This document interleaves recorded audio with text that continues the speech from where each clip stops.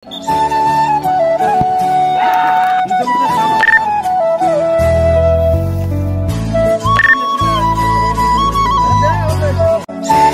খেলতে যাব আজকে আমরা, একটা ম্যাচ আছে।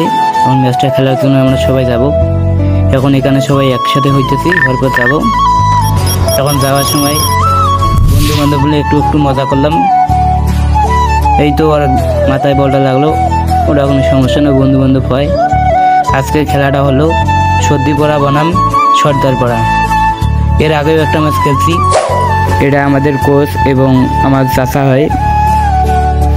এর আগেও আমরা একটা খেলা খেলছি, খেলার পরে এক গোলে আমরা হেরে গেছি।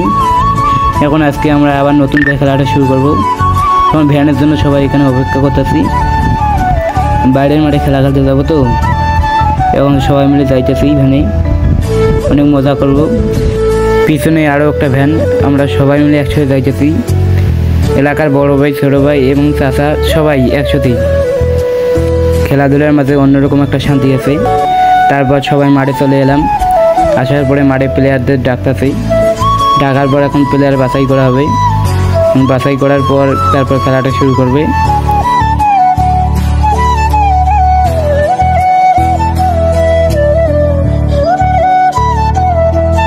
এখন বিপরীত পক্ষ থেকে একটা কর্নার শট পাইছি, এখন কর্নার শটটা মারলো। কর্নার শটটা আমাদের ডিফেন্সের প্লেয়ারটা আজকে ভালো ছিল, তাই ও বলটা অনেক দূরে সরাই পড়ে গেছে। দেওয়ার পর আমাদের অনেক ভালো ভালো প্লেয়ার আজকে নামাইছি। তারপর ম্যাচটা খেললাম অনেক ভালোভাবে, দুই দলে কম বেশি ভালো। তারপর একটা হ্যাম হয়েছিল, হ্যাম বলটা ছড়াইবে এখন আমার একটা বড় ভাই। দেখি শটটা যদি দেয় গোল হইতেও পারে। তারপর বলটা সরাইলো, সরার পর আমাদের এক প্লেয়ার ওইদিকে দিল। তারপর ও শটে অল্পের জন্য গোলে ঢুকে নেই, ওর রেসিট। এখন একটা প্লান্টি শট পাইছে, এখন শটটা দিল গোল। গোল হওয়ার পর এখন রাতে আমরা রান্না বান্না করতেছি পিকনিক খাওয়ার জন্য। এই যে মাংস আনছে, এখন মাংস কোটাকুটি চলছে।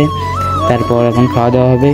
এইদিকে ঝাড়ু দিতেছে একজন, ঝাড়ু এইদিকে বাকি সবাই বসে আছে, সবাইগুলো মিলে একসঙ্গে কথাবার্তা চলছে, কালকে খেলবে নাকি এরকম আলাপ চলছে। তারপর খেলাধুলা শেষে আমরা রাতে আসলাম।